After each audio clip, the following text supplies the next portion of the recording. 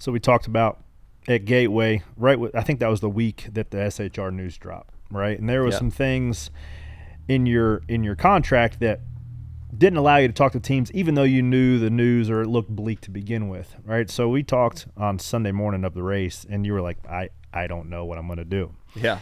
And over the course of the next 36 hours, give or take a couple days, the trajectory of your racing career, but also your life changed. Yeah, 100%. So from that week at Gateway, when the only place that you've known in terms of your NASCAR driving career announces it's shutting the door, now you have to go find a seat. You don't have an agent. You don't have a manager. And now it's just making phone calls. But lead listeners through that, how that all came to fruition. Yeah, so I want to say it was on Tuesday, I think, is when SHR told us they were shutting down. So literally, Tony, at the end of him telling all the drivers kind of where everything was going, he said, "Did any of you guys have any questions?" And I said, "Yeah, what's this mean for us as far as talking to other people?" And he said, "You guys are free to do whatever you want. Like, you can talk to whoever." And he literally got done. I pulled my phone out, and I had literally just texted every single person that I knew, like, that was in management at any place. And I said, "Hey, just to let you know, Need a job." I said, Stuart Haas just let us know that they're shutting down at the end of the year, and I'm free to talk to whoever. So if you guys have any interest in me, I would love to sit down and just have the opportunity to talk to you guys." So I sent that to, literally every person in a team that I knew, right? Yeah. And, had a couple people reach back out. And Wednesday, I went to the pool with my wife and son. And At the house? No, we went to like a community pool. And Dave Alpern texted me. He said, "Hey, Chase," who's president of JGR. He said, "Do you have a couple minutes for a phone call?" I'm like, "Yeah, absolutely." Yeah. So I didn't know what. Take my floaties off right quick. Answer the phone. So I didn't know, what it was going to be about, and it's funny how kind of God works out, right? Like, did you text Alpern to begin with? Yeah, he was one of the people that I had texted. So Tuesday afternoon, we were supposed to fly to Indiana, and we were going to go to Indiana because I was racing the midget in Illinois Thursday, Friday, Saturday. So we were going to go up there, hang out, and see my grandparents. And last minute, Marissa's like, "I don't really feel that great. I don't know if I want to fly up there." So I said, "It's fine. We'll cancel." So I wasn't even supposed to be home during these days that everything happened. So Wednesday, Dave calls me and says, "Hey, what are you doing tomorrow?" And I said, "Well, I'm flying to St. Louis. I'm running a dirt race.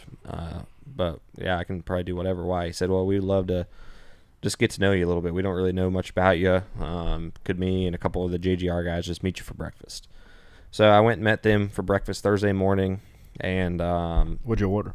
I had French toast. I had like maybe 2 bites because we were talking the whole time. It was like super rushed because I had to get to the airport at Charlotte. So it was maybe an hour, and thought it went okay. I didn't know really what they were looking for or anything, and they just kind of asked me, how my preparation is, and what I think my best tracks are and worst tracks, and what I can bring to a team and stuff like that. And so then I didn't hear anything from them on Friday, and then Saturday morning, at like 9 or something in the morning, I had a text message, and it said, "Hey, give me a call when you can, Joe." And I didn't have the number saved. I had no idea who it was. And I'm like, this ain't Joe Gibbs. Like, There ain't no way. So it's like my pool guy or something. That's like So I texted I took a screenshot of it, and I sent it to Christopher, and I said, "Does this number, like, do you have this number?" And he texted me back, and it was like Joe Gibbs' contact page, and it was that number. And he said, "You're in." I was like, "Oh." I said, "Oh, okay." So I called Joe. And do you start getting like excited at this point, or you're just like, no? I still didn't really know what to expect. Yeah, like I didn't. Yeah, it's all just I had was a pleasantries. breakfast. Like, it wasn't like there was really nothing to it other than it was just breakfast, and they got to know me. And these guys also, and correct me if I'm wrong, weren't the only dogs in the hunt. Yeah. So I was supposed to meet with Wood Brothers that same Thursday. I went to breakfast. And it got pushed to Monday because I think Tim had something going on, Tim Cindric. And so it got pushed to the following Monday. So Joe, I call him, and going back, the only reason I even texted Alpern in the first place was Bell had texted me like a week before. And he said, "Hey, I don't know, what's going on at SHR, but he said, I think Martin's going to be done. Like, you need to put your name in the hat." So it's funny how Christopher has helped me in my career now twice. Hey, shout out Seabell. Yeah, thanks, dog. Seabell's really helped me out. Yeah. So then I talked to Joe. It was just a super quick phone call. I mean, it was literally less than 4 or 5 minutes. He just said, "Hey, I'm gonna be at the track tomorrow. Would love to somehow get you to the bus." And he said, "I don't really know you, and I don't know if you really know me. Would love to sit down for 20, 30 minutes, just get to know each other." So Sunday after chapel, went to chapel, and Joe grabbed me and said, "Hey, just come to the bus right after." So I went over there, and we sat down for 20, 25 minutes. And Joe was like, "Hey, we just talked and got to know me, and I got to know him." And at the end of it, he said, "We don't know what's going on with Martin. We talked to him, and we're still trying to figure that out, but we should have answers in a couple days, and we'll just keep you in touch. We don't really know what direction we're going to go yet." Well, then I landed Sunday night after the Cup race, and I told Joe that I was obviously meeting with the Wood Brothers because he'd asked me if there was anybody else that I was kind of talking to, and Sunday night he calls me and he says, "Hey, what are you doing in the morning? I need you to keep your morning free." I said, "Not really anything. I got to meet the Wood Brothers at 3 o'clock, but other than that, I can be free." He said, "Okay." He said, "I want you to be at the shop at 9 a.m. He said, "I want you to sit down with our contract guy and just kind of tell him what you'd like to have."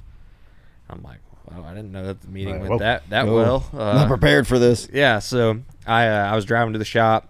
I get 5 minutes away, and their contract guy calls me and says, "Hey, I was just thinking maybe we need to go to the hangar. Like, we probably don't need you to be at the shop." So then we met at the hangar, and we were there for Concord? Yeah, Concord. Yeah, and we were there for, 4 or 5 hours. And we kind of go through everything, and he's like, "Obviously, we don't know what Martin's going to do yet, but we want to have a plan in place, and we want to move really fast on this if anything happens." Well, then Joe shows up just randomly. And Joe's like, "Hey, I want you to know how bad I want you to be at our place. Like, we think you're an amazing fit. We looked at your Xfinity stats and, what you've been able to do in the Cup car, and we just really think you would be a great fit for our place. And, I don't know what Martin's going to do." I gave him a deadline of Wednesday at 11 a.m. And this was all on Monday. He said, "And I'm just scared to death about you going and meeting with the Wood Brothers, and I don't want to lose you if Martin ends up deciding that he doesn't want to come back." He said, "So I wanted to come over here, look you in the eye, shake your hand, just tell you that if Martin's out, you're in." Did his hand have Super Bowl? Had the Super Bowl ring. Yes. Oh, yeah, man, what a flex. And he turns it to you like. Yeah. So that meant a lot, right?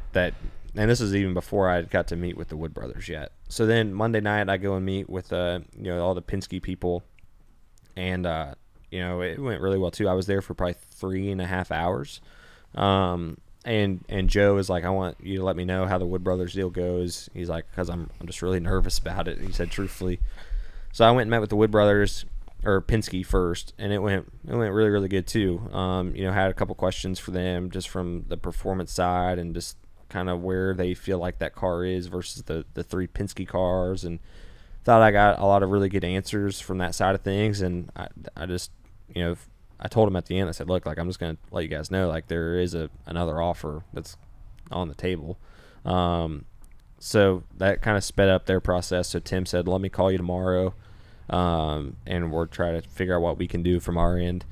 So then I called Joe after, and first thing he said, he goes, "Man, that was a long meeting. I'm nervous." He's like, "How did it go?" So I told him.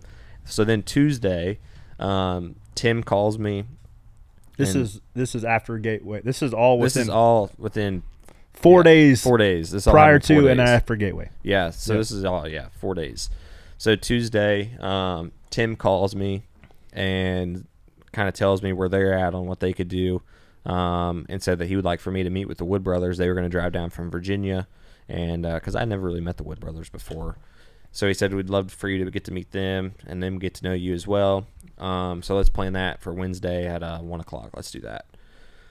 So Joe calls me Tuesday night and says, "Hey, we're going to send you the contract in the next 30 minutes. Obviously it's contingent on what Martin does, but I'll have you an answer by 11 o'clock tomorrow on what Martin's going to do." So, man, that was stressful. Were you sitting there waiting on your phone? 10:58. Dude, it was like so stressful. Like that night. Who were you talking to? Obviously Marissa, but is there anybody else? Your Nobody dad, knew. Like, my dad knew very, very little. Marissa. Just Marissa knew what was really going on. My dad knew that I'd met with him, and I was telling him how that was going, but he didn't know like how far it was. He knew that it was getting wheels going, but he didn't know like how far it was.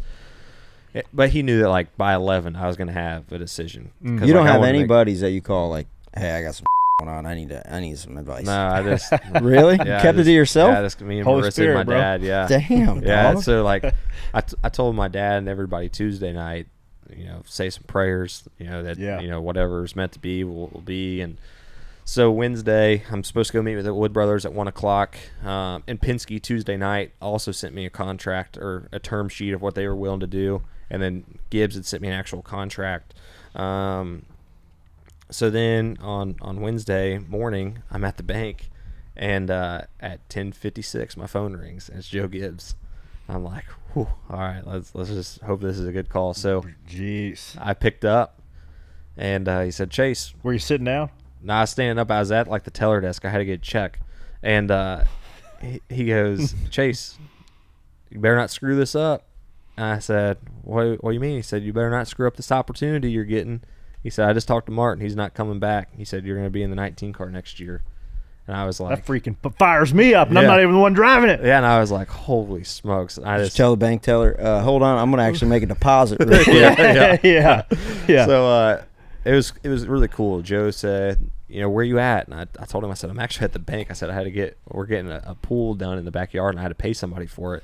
And he said, is Marissa around? I want to talk to her. So I said, yeah, she's actually in the truck. Let me go get her. So Marissa obviously knew that there was a phone call coming around 11, and I walked out, and I said, hey, somebody wants to talk to you. And right when I handed her the phone, somebody else was calling me, so she couldn't even see who it was. And she picks up, she's like, hello, and Joe goes, hey, and, talks to her and tells her that, I'm going to be in the 19 car, and she started crying, and it was just really cool how Joe did it. So Joe, this is 11-something o'clock. I said, hey, how do you want me to handle the Wood Brothers thing? Like, I don't want to just blow them off. They're driving down from Virginia, and obviously I've been talking to them too. And he says, no, you need to go meet the Wood Brothers. He's like, he said, technically we haven't signed anything.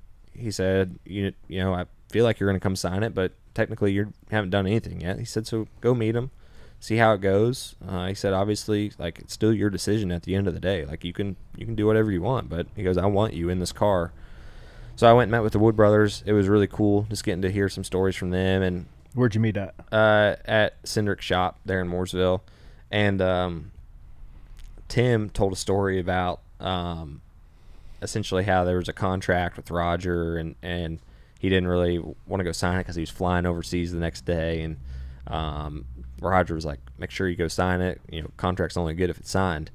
And long story short, like, if he didn't sign it that night, it probably would have got canceled because 9/11 happened the next day. And this whole time he's telling the story, I'm like, I have a contract just sitting there, and he's sitting here telling me that it's only good if it's signed. And I was like, I got to get there.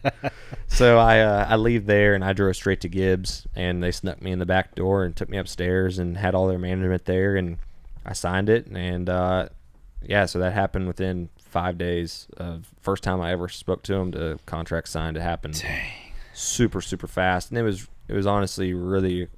It was hard. It messed with me. I've been with Ford. I mean, without Ford, I'm never even in the position to get a contract offer from anybody. So yeah.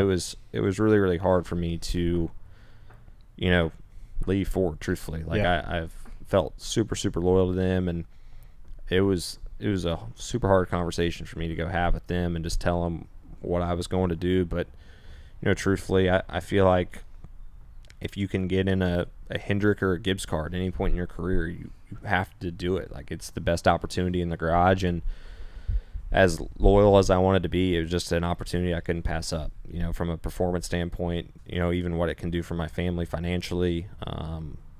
Just the security of it. If you go run good, it was impossible to say no to. Well, congrats, and thanks